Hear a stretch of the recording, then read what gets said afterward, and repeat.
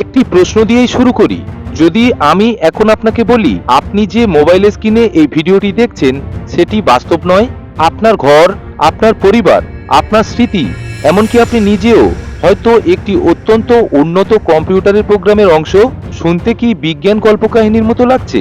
কিন্তু অবাক করার বিষয় হলো এই ধারণা শুধু সিনেমার গল্প নয়। বিশ্বের কিছু দার্শনিক, পদার্থবিদ এবং প্রযুক্তিবিদ বহু বছর ধরে এই প্রশ্নটি নিয়ে আলোচনা করেছেন। তবে এখানেই একটি গুরুত্বপূর্ণ বিষয় পরিষ্কার করে নেওয়া খুবই দরকার। আজকের ভিডিওতে আমরা কোনো ষড়যন্ত্র তত্ত্ব আলোচনা করব না।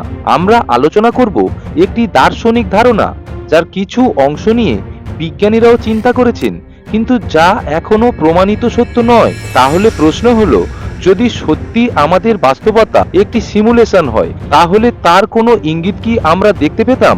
আর যদি কোনো ইঙ্গিত নাই থাকে, তাহলে এমন ধারণা আদৌ জন্ম নিল কেন? এই প্রশ্নের উত্তর খুঁজতেই আজকের যাত্রা।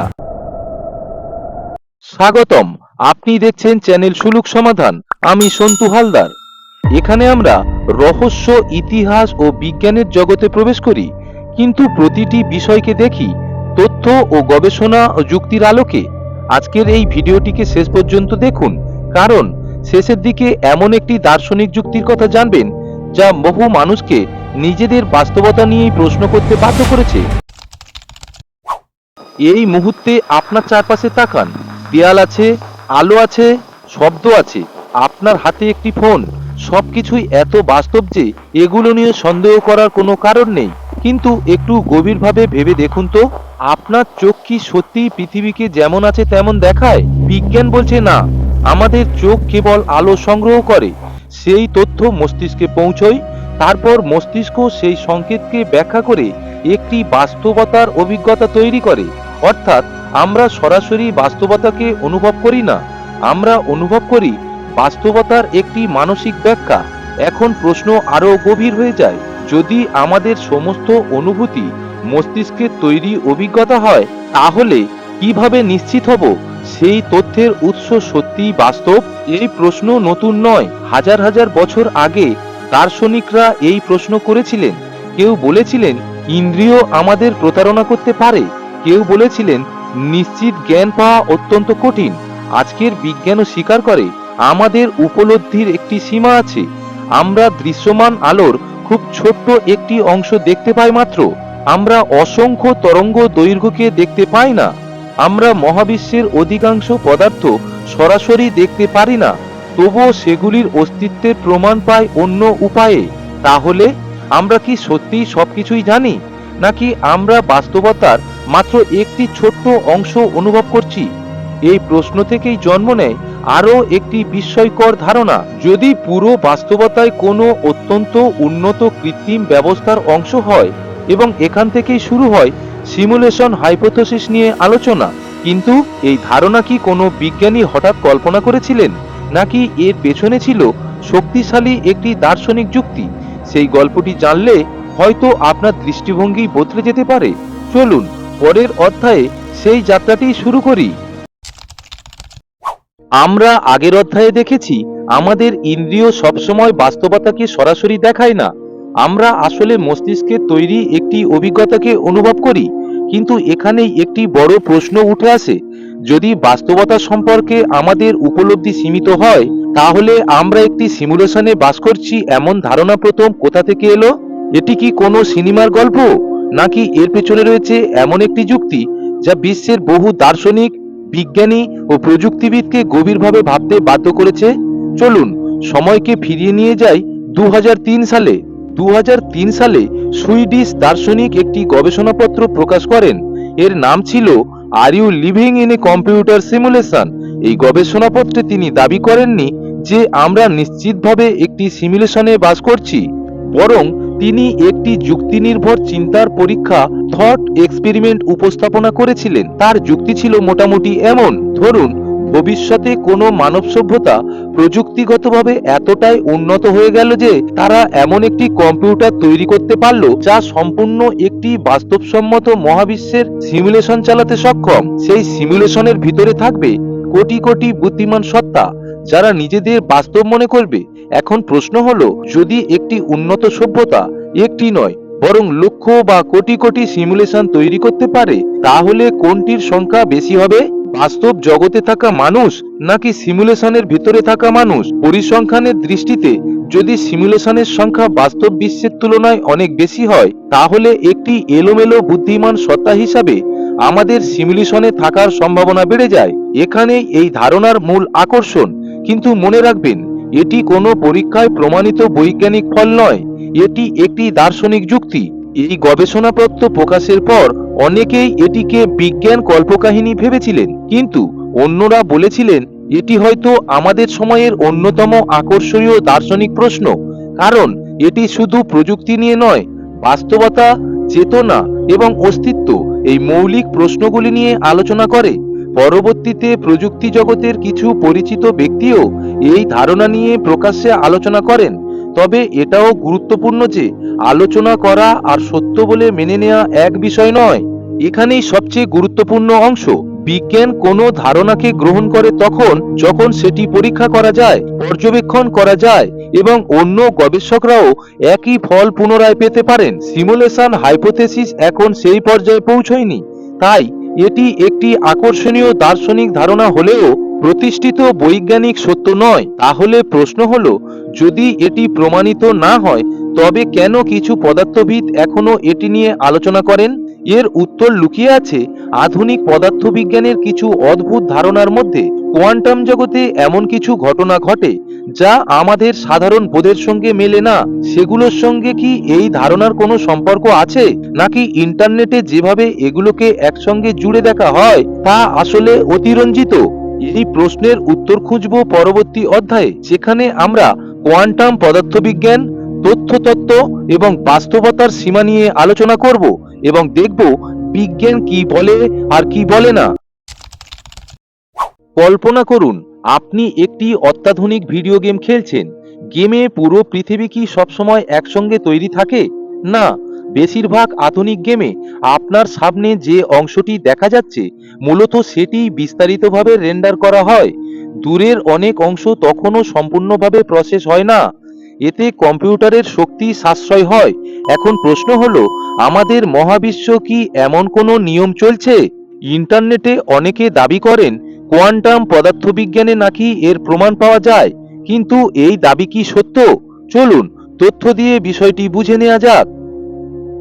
আমরা প্রতিদিন যে পৃথিবী দেখি সেটি মূলত বড় বস্তু দিয়ে তৈরি, যেমন গাছ, পাহাড়, মানুষ, গাড়ি। কিন্তু এই বড় জগতের নিচে রয়েছে আরো একটি জগৎ, অণু, পরমাণু এবং তারও গভীরে কণার জগৎ। এই ক্ষুদ্র জগতে অনেক আচরণই আমাদের দৈনন্দিন অভিজ্ঞতার সঙ্গে মেলে না। উদাহরণ হিসেবে ধরা যাক ডবল স্লিট এক্সপেরিমেন্ট। পদার্থবিজ্ঞানের ইতিহাসে এটি সবচেয়ে আলোচিত পরীক্ষাগুলির একটি। যখন আলো বা ইলেকট্রনের মতো ক্ষুদ্র কণাকে দুটি সরু ফাঁক দিয়ে পাঠানো হয়, তখন তারা কখনো কণার মতো আচরণ করে, আবার কিছু ক্ষেত্রে তরঙ্গের মতো আচরণ করে। আর এই পরীক্ষার ফলাফল বহু বছর ধরে বিজ্ঞানীদের ভাবিয়ে তুলেছে। আর এখান থেকেই শুরু হয় ভুল ব্যাখ্যা। ইন্টারনেটে অনেক ভিডিওতে বলা হয়, দেখুন, কেউ পর্যবেক্ষণ না করলেও বাস্তবতা তৈরি হয় না। কিন্তু এই বক্তব্যটি বিভ্রান্তিকর। বিজ্ঞানে পর্যবেক্ষণ বলতে কোনো মানুষের চোখে দেখাকে বোঝায় না, বরং বোঝায় কোনো কণার সঙ্গে অন্য কোনো ভৌত ব্যবস্থার মিথস্ক্রিয়া বা পরিমাপ। অর্থাৎ মানুষ না দেখলেও যন্ত্র পরিমাপ করতে পারে এবং সেই পরিমাপের ফলই পরীক্ষার অংশ। তাই এখান থেকে সরাসরি এই সিদ্ধান্তে পৌঁছানো যায় না যে মহাবিশ্ব একটি কম্পিউটার সিমুলেশন। তাহলে মানুষ কেন এই দুটিকে একসঙ্গে জুড়ে দেয়? কারণ মানুষের মস্তিষ্ক গল্প তৈরি করতে ভালোবাসে। যখন দুটি রহস্যময় বিষয় একসঙ্গে আসে, একদিকে কোয়ান্টাম পদার্থবিজ্ঞান, অন্যদিকে সিমুলেশন হাইপোথেসিস, তখনই অনেকেই ধরে নেন যে একটি অন্যটির প্রমাণ। কিন্তু বিজ্ঞান এভাবে কাজ করে না। বিজ্ঞানে কল্পনা করা যায়, হাইপোথিসিসও তৈরি হয়, কিন্তু প্রমাণ ছাড়া কোনো ধারণাকে সত্য বলা যায় না। বাস্তবতার আরেকটি অদ্ভুত দিক। তবে এখানেই গল্প শেষ নয়, কারণ কিছু পদার্থবিদ একটি ভিন্ন প্রশ্ন তুলেছেন। যদি মহাবিশ্বের সবচেয়ে মৌলিক উপাদান পদার্থ নয়, বরং তথ্য বা ইনফরমেশন হয়, কিছু তাত্ত্বিক পদার্থবিদ বহু বছর ধরে তথ্যের ভূমিকা নিয়ে আলোচনা করেছেন। এটি সিমুলেশন হাইপোথেসিসের প্রমাণ নয়, কিন্তু এটি একটি আকর্ষণীয় বৈজ্ঞানিক গবেষণার ক্ষেত্র। যদি তথ্যই সবচেয়ে মৌলিক হয়, তাহলে বাস্তবতাকে আমরা আজ যেভাবে বুঝি তা হয়তো সম্পূর্ণ নয়। আর এখানেই শুরু হয় সবচেয়ে বড় রহস্য। ধরুন, একদিন বিজ্ঞানীরা এমন কিছু আবিষ্কার করলেন যা দেখালো মহাবিশ্বের ভিতরে সত্যিই কোনো মৌলিক কোড বা প্যাটার্ন রয়েছে। তাহলে কি সেটি সিমুলেশনের প্রমাণ হবে, নাকি সেটি হবে প্রকৃতির আরেকটি মৌলিক নিয়ম? এই প্রশ্নের উত্তর এত সহজ নয়। আর ঠিক এখান থেকেই শুরু হয় বিজ্ঞানীদের সবচেয়ে বড় বিতর্ক। কেউ বলেন এই ধারণার পরীক্ষাযোগ্য নয়, আবার কেউ বলেন হয়তো ভবিষ্যতের প্রযুক্তি এমন পরীক্ষা সম্ভব করে তুলবে।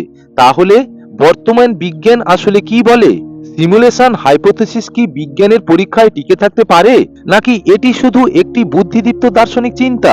পরবর্তী অধ্যায়ে আমরা দেখব বিজ্ঞানীরা কেন এই ধারণা নিয়ে এত সতর্ক এবং কেন এখনো পর্যন্ত এর পক্ষে কোনো গ্রহণযোগ্য প্রমাণ পাওয়া যায়নি। কারণ সত্যিকারের বিজ্ঞান শুরু হয় ঠিক সেখান থেকেই যেখানে কৌতূহলের সঙ্গে যুক্ত হয় প্রমাণ। এখন কল্পনা করুন তো, আপনি একটি রাস্তায় হাঁটছেন, হঠাৎ আপনার সামনে দিয়ে একটি কালো বিড়াল চলে গেল। মাত্র 1 সেকেন্ড পরে ঠিক একই রকম আরেকটি কালো বিড়াল একই গতিতে, একই দিক দিয়ে, একই ভঙ্গিতে হেঁটে গেল। আপনি থমকে দাঁড়ালেন। এটা কি কাকতালীয়, নাকি বাস্তবতার ভিতরে কোথাও কোনো ভুল হয়েছে? অনেক মানুষ দাবি করেন তারা এমন কিছু ঘটনা দেখেছেন যেগুলোকে তারা বলেন গ্লিচ ইন দ্য ম্যাট্রিক্স। কেউ বলেন সময় কয়েক সেকেন্ডের জন্য থেমে গিয়েছিল। কেউ বলেন একটি ভবন হঠাৎ অদৃশ্য হয়ে আবার ফিরে এসেছে। কেউ বলেন এমন একজন মানুষকে দেখেছেন যিনি পরে জানা গেল বহু বছর আগে মারা গেছেন। এসব কি শুধু মানুষের ভুল স্মৃতি, নাকি যদি সত্যিই আমাদের বাস্তবতা একটি বিশাল কম্পিউটার সিমুলেশন হয়, তাহলে এগুলো কি সেই সফটওয়্যারের ছোট ছোট বাগ? আজ আমরা খুঁজে দেখব গ্লিচের গল্পগুলোর পেছনে বিজ্ঞান কি বলে, আর এই ঘটনাগুলো সত্যিই কি সিমুলেশন হাইপোথেসিসের পক্ষে কোনো প্রমাণ হতে পারে। গ্লিচ ইন দ্য ম্যাট্রিক্স বলতে কি বোঝায়? গ্লিচ শব্দটির অর্থ কি? একটি সফটওয়্যারের ক্ষণিকের ত্রুটি। ভিডিও গেম খেলতে গিয়ে আমরা প্রায়ই দেখি কোনো চরিত্র দেয়ালের মধ্যে ঢুকে গেছে, কোনো গাড়ি হঠাৎ আকাশে উড়ে যাচ্ছে, কোনো এনপিসি একই কাজ বারবার করছে। এসবই প্রোগ্রামের ছোটখাটো ত্রুটি। এখন প্রশ্ন হলো, যদি আমাদের বাস্তবতা একটি প্রোগ্রাম হয়, তাহলে কি এখানে এমন গ্লিচ হওয়া সম্ভব? ইন্টারনেটে হাজার হাজার মানুষ তাদের ব্যক্তিগত অভিজ্ঞতা শেয়ার করেছেন। কেউ দাবি করেন তিনি একটি রাস্তা দিয়ে যাচ্ছিলেন, হঠাৎ পুরো এলাকা কয়েক সেকেন্ডের জন্য সম্পূর্ণ নিস্তব্ধ হয়ে যায়। পাখি নেই, গাড়ির শব্দ নেই, মানুষ যেন স্থির। তারপর সবকিছু আবার স্বাভাবিক। এগুলোকে অনেকেই বলেন রিয়েলিটি গ্লিচ। কিন্তু এসব কি সত্যিই ঘটেছিল, নাকি আমাদের মস্তিষ্ক এমন অনুভূতি তৈরি করতে পারে? এই প্রশ্নের উত্তর জানতে আমাদের যেতে হবে মানুষের মস্তিষ্কের ভিতরে। মস্তিষ্ক কি আমাদের সঙ্গে প্রতারণা করে?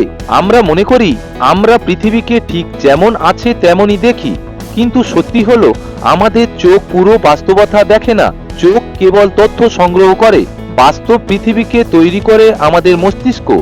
আপনি যখন কোনো দৃশ্য দেখছেন, আপনি মস্তিষ্কে প্রতি মুহূর্তে হাজার হাজার ফাঁকা অংশ নিজেই পূরণ করছেন। আর এই কারণেই সৃষ্টি হয় অপটিক্যাল ইলিউশন, ফলস মেমোরি। অর্থাৎ যে ঘটনা কখনো ঘটেইনি, মস্তিষ্ক সেটাকেও বাস্তব বলে বিশ্বাস করতে পারে।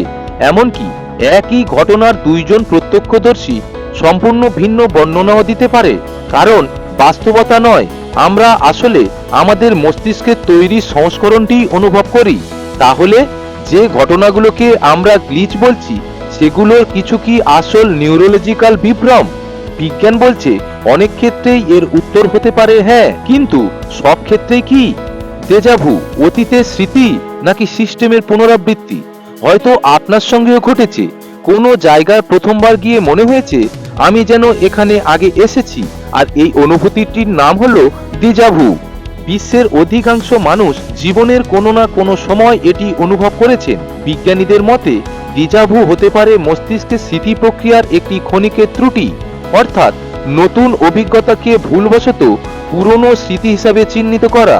কিন্তু সিমুলেশন হাইপোথেসিসের সমর্থকেরা বলেন যদি বাস্তবতার কোনো অংশ রিলোড হয়, তাহলে কি দেজাভু সেই রিলোডের অনুভূতি হতে পারে? এটি শোনার মতো আকর্ষণীয়, কিন্তু এখনো পর্যন্ত এর পক্ষে কোনো পরীক্ষামূলক প্রমাণ নেই। তবুও প্রশ্নটি রয়েই গেছে, যদি সত্যিই গ্লিচ থাকে তাহলে বিজ্ঞান কিভাবে ধরবে? বিজ্ঞানের সবচেয়ে বড় শক্তি হলো যে কোনো দাবিকে পরীক্ষার মাধ্যমে যাচাই করা। যদি সত্যিই বাস্তবতায় গ্লিচ ঘটে তাহলে বিজ্ঞানীরা কি খুঁজবেন? প্রথমত, ঘটনাটি বারবার একইভাবে ঘটতে হবে। দ্বিতীয়ত, অন্য গবেষকরাও সেটি পুনরায় পর্যবেক্ষণ করতে পারবেন। তৃতীয়ত, আরেকটি পরিমাপযোগ্য প্রভাব থাকতে হবে। এখনো পর্যন্ত গ্লিচের অধিকাংশ ঘটনাই ব্যক্তিগত অভিজ্ঞতার, কোনো ভিডিও নেই, যাচাইযোগ্য কোনো তথ্যও নেই, একই ঘটনা পুনরাবৃত্তি করার উপায়ও নেই। এই কারণেই মূলধারার বিজ্ঞান এগুলোকে এখনো প্রমাণ হিসাবে গ্রহণ করে না। কিন্তু ইতিহাস আমাদের একটি বিষয় শেখায়, অনেক বড় বৈজ্ঞানিক আবিষ্কারও শুরু হয়েছিল একটি অদ্ভুত প্রশ্ন থেকে। তাহলে সত্যিটা কি? আমরা আজ দেখলাম গ্লিচের অসংখ্য গল্প রয়েছে, কিন্তু গল্প আর বৈজ্ঞানিক প্রমাণ একই জিনিস নয়। মানুষের মস্তিষ্ক অসাধারণ, আবার ভুলও করতে পারে। সুতরাং কোনো অস্বাভাবিক অভিজ্ঞতা দেখলেই সেটিকে সিমুলেশনের প্রমাণ বলা ঠিক হবে না। একই সঙ্গে সব প্রশ্নকে অযৌক্তিক বলে উড়িয়ে দেওয়া উচিত নয়, কারণ বিজ্ঞান শুরু হয় প্রশ্ন থেকে, বিশ্বাস থেকে নয়। এতক্ষণ আমরা দেখলাম বাস্তবতার ভিতরে গ্লিচের দাবি কতটা বিশ্বাসযোগ্য, কিন্তু এখন আমরা এমন একটি জায়গায় যাচ্ছি যেখানে কল্পনা নয়, বরং গণিত, পদার্থবিজ্ঞান এবং কম্পিউটার বিজ্ঞানের কিছু ধারণা একসঙ্গে মিলিত হয়। যদি এই পুরো মহাবিশ্ব একটি প্রোগ্রাম হয় তাহলে এর কোড কোথায়? মহাবিশ্বের কোড কি খুঁজে পাওয়া সম্ভব? পদার্থবিজ্ঞানের কিছু মৌলিক ধ্রুবক, সেগুলো কি আসলে কোনো প্রোগ্রামারের নির্ধারণ করা সেটিং? পর্ব 5, আমরা প্রবেশ করব সবচেয়ে বিতর্কিত এবং সবচেয়ে রোমাঞ্চকর অধ্যায়ে। মহাবিশ্বের কোড কি সত্যি খুঁজে পাওয়া সম্ভব? কারণ যদি কোড থাকে তাহলে কোডের প্রোগ্রামারও থাকতে পারে। আপনি যখন একটি ভিডিও গেম খেলেন, আপনি কখনো সেই গেমের কোড দেখতে পান না। আপনি শুধু দেখেন পাহাড়, নদী, মানুষ, আকাশ, কিন্তু এই সব কিছুর পেছনে কাজ করছে লক্ষ লক্ষ লাইনের অদৃশ্য কোড। এখন একটি প্রশ্ন করুন নিজেকেই, যদি আমাদের মহাবিশ্ব একটি বিশাল প্রোগ্রাম হয় তাহলে তার কোড কোথায়? আমরা কি কখনো সেই কোডের কোনো চিহ্ন দেখতে পেরেছি, নাকি আমরা প্রতিদিন সেই কোডের মধ্যেই বাস করছি কিন্তু বুঝতেই পারছি না? আজ আমরা খুঁজব মহাবিশ্বের সেই রহস্যময় কোড এর সম্ভাব্য সূত্র। প্রকৃতি কি গণিতের ভাষায় লেখা? পৃথিবীর সবচেয়ে আশ্চর্যের বিষয়গুলোর একটি হলো প্রকৃতি যেন গণিত মেনে চলে। একটি আপেল গাছ থেকে পড়ে, একটি গ্রহ সূর্যকে প্রদক্ষিণ করে, আলো মহাশূন্যের নির্দিষ্ট গতিতে চলে। সবকিছুর পিছনে রয়েছে গণিতিক নিয়ম। প্রশ্ন হলো কেন? কেন মহাবিশ্ব এত নিখুঁতভাবে গণিত অনুসরণ করে? অনেক বিজ্ঞানী মনে করেন গণিত প্রকৃতিকে বর্ণনা করার ভাষা, কিন্তু সিমুলেশন হাইপোথিসিসের সমর্থকেরা বলেন হয়তো গণিত শুধু ভাষা নয়, এটাই পুরো সিস্টেমের ভিত্তি। যেমন একটি কম্পিউটার প্রোগ্রাম সম্পূর্ণভাবে গাণিতিক নিয়মে চলে, তেমনি কি আমাদের মহাবিশ্ব? প্রকৃতির ধ্রুবকগুলো এত নিখুঁত কেন? আমাদের মহাবিশ্বে কিছু মৌলিক ধ্রুবক রয়েছে, যেমন আলোর গতি, মাধ্যাকর্ষণের শক্তি, ইলেকট্রনের বৈশিষ্ট্য। এসবের মান সামান্য পরিবর্তন হলেও তারকা তৈরি হতো না, গ্রহ তৈরি হতো না, জীবনের অস্তিত্ব হয়তো সম্ভব হতো না। আর এই ঘটনাকে বলা হয় ফাইন টিউনিং প্রবলেম। এখানে দুটি বড় ব্যাখ্যা রয়েছে। প্রথমটি, এটি কেবল একটি কাকতালীয় ঘটনা। দ্বিতীয়টি, মহাবিশ্ব এমনভাবে সেট করা হয়েছে যাতে জটিল কাঠামো এবং জীবন গড়ে উঠতে পারে। সিমুলেশন হাইপোথিসিসের সমর্থকেরা এখানে প্রশ্ন তোলেন, এগুলো কি প্রোগ্রামের নির্ধারিত সেটিংস? অবশ্য এটি একটি দার্শনিক ব্যাখ্যা, বৈজ্ঞানিকভাবে প্রমাণিত সত্য নয়। তথ্য কি মহাবিশ্বের সবচেয়ে মৌলিক উপাদান? আমরা ভাবি পদার্থই সবকিছুর ভিত্তি, কিন্তু কিছু পদার্থবিদ একটি ভিন্ন ধারণা নিয়ে আলোচনা করেছেন। ইট ফ্রম বিট এই ধারণাটি প্রস্তাব করেছিলেন বিখ্যাত পদার্থবিদ জন আর্চিবাল্ড হুইলার। মূল ভাবনা ছিল হয়তো বাস্তবতার গভীরে রয়েছে তথ্য, আর পদার্থ সেই তথ্যের প্রকাশ। অর্থাৎ বাস্তবতার ভিত্তি হতে পারে ইনফরমেশন। যদি তা সত্যি হয় তাহলে মহাবিশ্বকে তথ্য ও প্রক্রিয়াকরণ ব্যবস্থা হিসাবে কল্পনা করা অসম্ভব নয়। তবে এটি এখনো গবেষণা ও দার্শনিক আলোচনার বিষয়। আমরা কি কখনো সেই কোড খুঁজে পাবো? ধরুন কোনো উন্নত সভ্যতা সত্যি একটি সিমুলেশন তৈরি করেছে, তাহলে কি তারা এমনভাবে সেটি ডিজাইন করবে যাতে ভিতরের বাসিন্দারা সহজেই কোড খুঁজে পায়? সম্ভবত না। আবার যদি কোনো সীমাবদ্ধতা থাকে সেটি হয়তো পরীক্ষার মাধ্যমে ধরা পড়তে পারে। এ কারণেই কিছু বিজ্ঞানী উচ্চ শক্তির কণা, মহাজাগতিক রশ্মি এবং মহাবিশ্বের গঠন নিয়ে গবেষণা করেছেন, দেখার জন্য বাস্তবতায় কোনো মৌলিক গ্রিড বা সীমা রয়েছে কিনা। এখনো পর্যন্ত এমন কোনো নির্ভরযোগ্য প্রমাণ পাওয়া যায়নি যা সিমুলেশন হাইপোথেসিসকে নিশ্চিত করে। হয়তো আমরা কখনোই নিশ্চিতভাবে জানতে পারবো না আমরা এমন একটি সিমুলেশনে বাস করছি কিনা, কিন্তু এই প্রশ্ন আমাদের বাধ্য করে বাস্তবতা, চেতনা এবং মহাবিশ্বকে নতুনভাবে ভাবতে। বিজ্ঞানের সৌন্দর্য এখানে একটি চূড়ান্ত উত্তর দিয়ে শুরু করে না, এটি শুরু করে একটি প্রশ্ন দিয়ে, আর সেই প্রশ্নের উত্তর খুঁজতে খুঁজতেই মানব সভ্যতা এগিয়ে যায়। এখনো পর্যন্ত আমরা দেখেছি দর্শন, পদার্থবিজ্ঞান, গণিত এবং তথ্যতত্ত্ব, কিন্তু এখনো একটি প্রশ্নের উত্তর বাকি। যদি সত্যি আমরা একটি সিমুলেশনের ভিতরে থাকি, তাহলে সেই সিমুলেশনকে তৈরি করেছে কোনো সুপার ইন্টেলিজেন্ট সভ্যতা, নাকি ভবিষ্যতের মানুষ, নাকি এমন কোনো সত্তা যাকে আমরা আজও কল্পনা করতে পারিনি? যদি এই মহাবিশ্ব একটি প্রোগ্রাম হয়, তবে এটি তৈরি করেছে কে? একটি ভিডিও গেম নিজে নিজে তৈরি হয় না, একটি সফটওয়্যার নিজে নিজে লেখা হয় না। প্রতিটি প্রোগ্রামের পেছনে থাকে একজন প্রোগ্রামার অথবা একটি টিম। তাহলে যদি আমাদের পুরো মহাবিশ্ব একটি সিমুলেশন হয়, তাহলে এই সিমুলেশনটি তৈরি করেছে কে? এটি কি কোনো উন্নত সভ্যতার গবেষণা, ভবিষ্যতের মানুষের তৈরি এক বিশাল পরীক্ষা, নাকি এমন কোনো বুদ্ধিমত্তা যাকে আমরা এখনো কল্পনাও করতে পারিনি? আজ আমরা বিজ্ঞানের সীমানা ছুঁয়ে দর্শনের গভীরে নেমে এই প্রশ্নের সম্ভাব্য উত্তরগুলো খুঁজব। ভবিষ্যতের মানুষ কি আমাদের সৃষ্টি করতে পারে? ভাবুন, আজ আমরা ভিডিও গেম তৈরি করতে পারি, ভার্চুয়াল জগৎ তৈরি করতে পারি, কৃত্রিম বুদ্ধিমত্তা তৈরি করি। মাত্র কয়েক দশক আগে এগুলো ছিল কল্পবিজ্ঞান। এখন কল্পনা করুন তো, এখন থেকে আরো 1000 বছর পরে অথবা আরো 1,00,000 বছর পরে যদি মানব সভ্যতা টিকে থাকে, তাহলে কি তারা এমন এক প্রযুক্তি তৈরি করতে পারবে যেখানে পুরো একটি মহাবিশ্বের মতো বাস্তব অভিজ্ঞতা সৃষ্টি করা সম্ভব? সিমুলেশন হাইপোথেসিসের কিছু সমর্থক বলেন, হয়তো আমরা সেই ভবিষ্যৎ সভ্যতারই তৈরি একটা ঐতিহাসিক সিমুলেশনের বাসিন্দা। এটি একটি দার্শনিক সম্ভাবনা মাত্র, এখনো এর কোনো পরীক্ষামূলক প্রমাণ নেই। আমাদের গ্যালাক্সিতেই রয়েছে শত শত বিলিয়ন নক্ষত্র, আর দৃশ্যমান মহাবিশ্বে রয়েছে শত শত বিলিয়ন গ্যালাক্সি। এই বিশাল মহাবিশ্বে পৃথিবী কি একমাত্র বুদ্ধিমান সভ্যতা? আমরা জানি না। যদি কোথাও আমাদের চেয়ে লক্ষ বা কোটি বছর এগিয়ে থাকা কোনো সভ্যতা থাকে, তাহলে তাদের প্রযুক্তি আমাদের কাছে প্রায় জাদুর মতো মনে হতে পারে, ঠিক যেমন একটা স্মার্টফোন মধ্যযুগের মানুষের কাছে অলৌকিক মনে হতো। তাহলে তারা কি এমন বাস্তবসম্মত সিমুলেশন তৈরি করতে পারবে? সম্ভব, কিন্তু এটি এখনো কল্পনা এবং দর্শনের পরিসরে রয়েছে। আর এই ধারণাটা কি ধর্মের সঙ্গে মিলে যায়?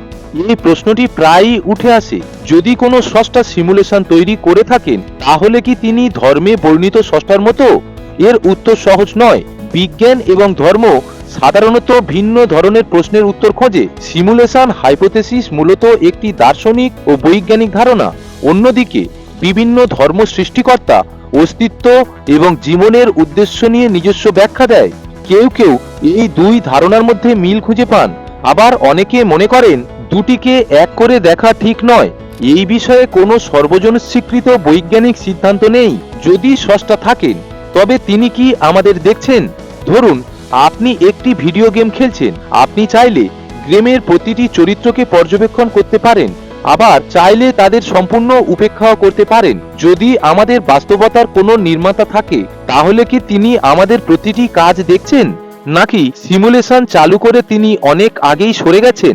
এই প্রশ্নের উত্তর দেওয়ার মতো কোনো বৈজ্ঞানিক তথ্য আজ আমাদের কাছে নেই। তাই এখানে অনুমান করা যায়, প্রমাণ দেওয়া যায় না। সবচেয়ে গুরুত্বপূর্ণ প্রশ্ন, ধরুন একদিন বিজ্ঞান নিশ্চিতভাবে প্রমাণ করলো আমরা সত্যিই একটি সিমুলেশনের ভিতরে বাস করছি, তাহলে আমাদের দৈনন্দিন জীবন কি বদলাবে? আপনার পরিবার কি আর বাস্তব থাকবে না?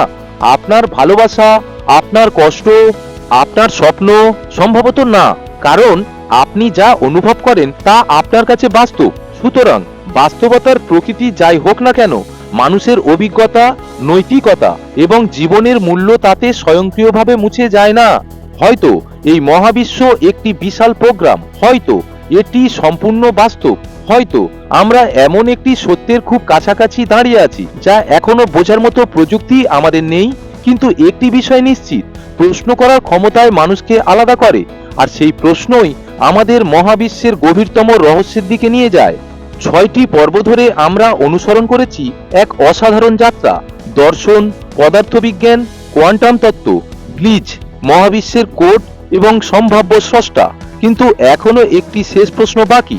সব প্রমাণ, সব যুক্তি এবং সব সমালোচনা একসঙ্গে বিচার করলে সিমুলেশন হাইপোথেসিসের পক্ষে আসলে কতটা শক্তিশালী যুক্তি রয়েছে?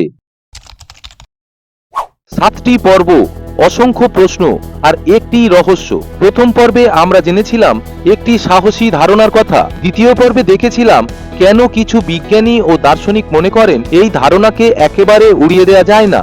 তৃতীয় পর্বে আমরা প্রবেশ করেছিলাম কোয়ান্টাম পদার্থবিজ্ঞানের বিস্ময়কর জগতে। চতুর্থ পর্বে খুঁজেছিলাম তথাকথিত গ্লিচ ইন দ্য ম্যাট্রিক্সের ব্যাখ্যা। পঞ্চম পর্বে আলোচনা করেছিলাম মহাবিশ্বের সম্ভাব্য সিকিউর কোড নিয়ে। ষষ্ঠ পর্বে প্রশ্ন তুলেছিলাম, যদি এই সিমুলেশন সত্যিই থাকে তবে এর নির্মাতা কে? আজ সব প্রশ্ন এক জায়গায় এসে দাঁড়িয়েছে। আমরা কি সত্যিই একটি সিমুলেশনের ভিতরে বাস করছি, নাকি এটি মানুষের ইতিহাসের সবচেয়ে আকর্ষণীয় দার্শনিক ধারণাগুলোর একটি মাত্র? চলুন প্রতিটি যুক্তি একে একে বিচার করি। সিমুলেশন হাইপোথেসিস এর পক্ষে সবচেয়ে শক্তিশালী যুক্তিগুলো প্রযুক্তির অগ্রগতি।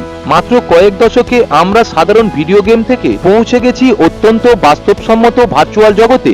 কৃত্রিম বুদ্ধিমত্তা, ভার্চুয়াল রিয়েলিটি, ক্রমবর্ধমান কম্পিউটিং ক্ষমতা দেখে কেউ কেউ প্রশ্ন করেন, যদি এই অগ্রগতি হাজার বা লক্ষ বছর ধরে চলতে থাকে তাহলে কি সম্পূর্ণ বাস্তবসম্মত সিমুলেশন তৈরি সম্ভব?